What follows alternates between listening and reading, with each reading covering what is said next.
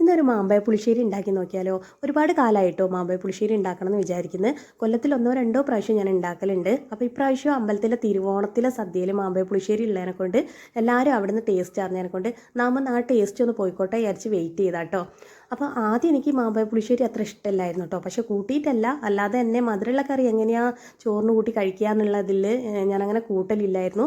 പിന്നെ കൂട്ടി ഒക്കിയപ്പോഴാണ് അറിഞ്ഞത് ഇത് എത്ര ചോറ് തിന്നാലും നമുക്ക് മതിയാവില്ല, അത്രയ്ക്ക് ടേസ്റ്റാണ് കേട്ടോ. അപ്പോൾ എന്നെപ്പോലെ ഇഷ്ടമല്ല എന്ന് വിചാരിക്കുന്നവരൊന്ന് കഴിച്ച് നോക്ക് കേട്ടോ, എന്നാലേ അതിൻ്റെ ടേസ്റ്റ് അറിയും. അപ്പോൾ അതിന് വേണ്ടിയിട്ട് നാട്ടുമാങ്ങ കേട്ടോ ഞാൻ എടുത്തത്. ഒരു 5-6 നാട്ടുമാങ്ങ എടുത്തിട്ടുണ്ട്. അതിലേക്ക് ഒരാണി ശർക്കരയും കുറച്ച് വെള്ളവും ചേർത്തിട്ട് അടുപ്പത്ത് വെച്ച് നല്ലോണം വേവിച്ചെടുക്കുകയാണേ. അതിലേക്ക് ഒരു സ്പൂൺ നെയ്യും ഒഴിച്ചു കൊടുത്തിട്ടുണ്ട്. അപ്പോൾ അതൊന്ന് കുറുകി വരുന്ന സമയത്ത് നമ്മൾ അരപ്പിന് വേണ്ടിയിട്ട് തേങ്ങയും അതുപോലെ തന്നെ അല്പം മഞ്ഞൾപ്പൊടിയും അല്പം മുളക് പൊടിയും അതുപോലെ തന്നെ ഒരു കപ്പ് തൈരും കൂടി നല്ലോണം അരച്ചെടുക്കണം കേട്ടോ. അരവ് നല്ലോണം അരയണം. എന്നിട്ട് അത് നമ്മളെ കുറുകിയിട്ടുള്ള മാമ്പഴ പുളിശ്ശേരിയിലേക്ക് ചേർക്കുകയാണേ.